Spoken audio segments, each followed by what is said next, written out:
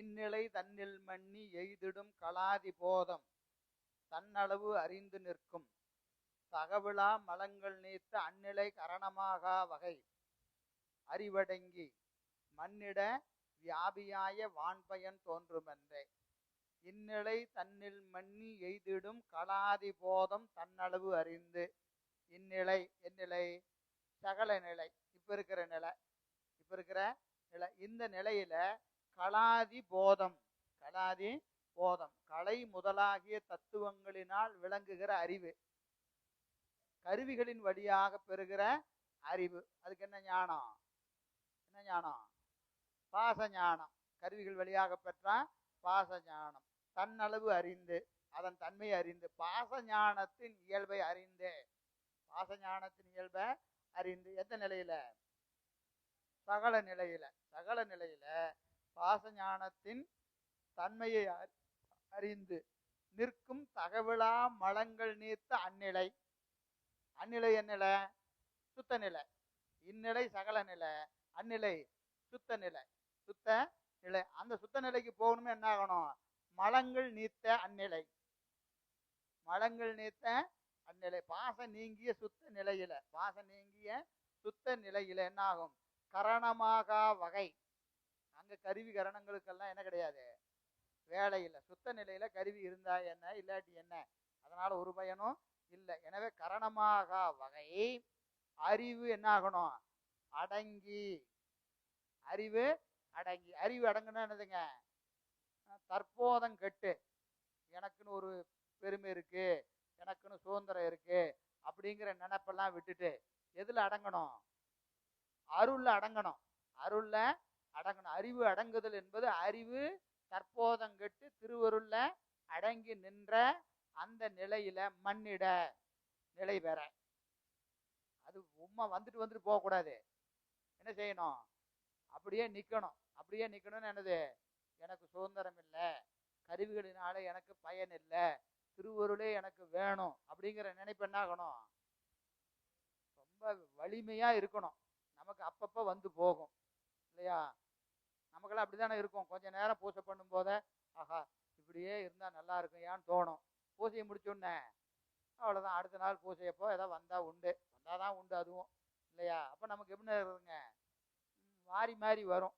ஆனா சுத்த நிலை என்பது எப்படி இருக்கணும்? அந்த நினைப்பு மாறாம இருக்கணும். அதான் மன்னிட வியாபியாய வான்பயன் தோன்றுமென்றே. வியாபி என்பதற்கு என்னதுங்க?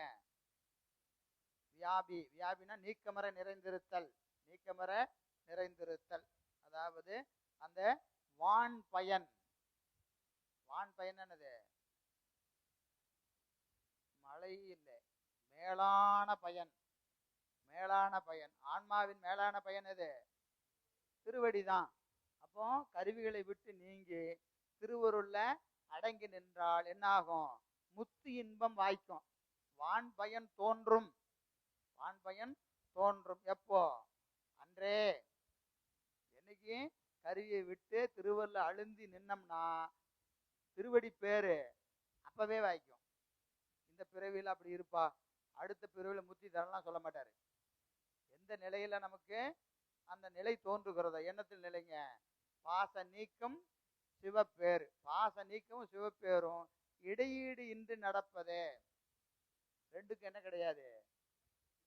கேப் கிடையாது, டைம் லிமிட். இப்போ பாசத்தை விட்டுரு, நாளைக்கு உனக்கு திருவடி கொடுக்குறலாம் சொல்ல மாட்டாரு. பாசம் நீங்க என்ன ஆகும்? சிவப்பேர் விளங்கிட்டே வரும். 10% பாசத்தை விட்டா சிவப்பேர் எவ்வளவு? 10% உடனே நிகழ்ந்துடும். இது 50% விட்டா 50%, 99 விட்டா 99, 100ன்னா கிளப்பிட வேண்டியதான். இங்க வேலை கிடையாது. 99.9 வரைக்கும் தான் இங்க வேலை. அந்த பாயிண்ட் ஒன்றும் காலி ஆச்சுன்னா கிளம்பி போயிட்டே இருக்க வேண்டியதுதான். சரியா? எனவே வான் பயன் தோன்றும் அன்றே தோன்றியதான் ஆன்ம லாபம்.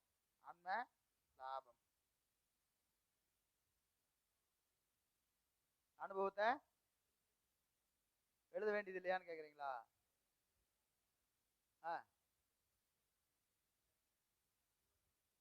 இந்த நிலைக்கு முன்னாடியே கிளாஸுக்கு வர வேண்டியது இல்லை. நீங்க ஏன் வந்து கஷ்டப்பட்டு எழுதுறீங்க? இதுக்கு முன்னாடி நிலைக்கே என்ன வேண்டியதில்லை, கிளாஸுக்கெல்லாம் வர வேண்டியதில்லை. சரிங்களா? கேட்டல் ஞானம், சிந்தித்தல் ஞானம். சிந்தித்தல் ஞானம் நிகழ்ந்து முடிச்சாவே வகுப்பெல்லாம் தேவையில்லை, நூல் தேவையில்லை. தெளிதலுக்கும் நிட்டைக்கும் நூல் வேண்டாம். சரிங்களா? கேட்பதற்கும் சிந்திப்பதற்கு தான் நூல், தெளிதலுக்கும் நிட்டைக்கும் நூல் வேண்டாம். அதனால அப்பெல்லாம் கேட்க மாட்டோம். என்னது அனுபவத்தை எழுதுங்கலாம் கேட்க மாட்டோம். ஒன்றும் பயப்படாதீங்க. அப்பவும் வந்து நோட்டை நீட்டிட்டு வராட்டுருக்குது அப்படின்னு ரொம்ப கவலைப்படுறாரு ஐயா. அப்பெல்லாம் எழுத வேண்டியதில்லை.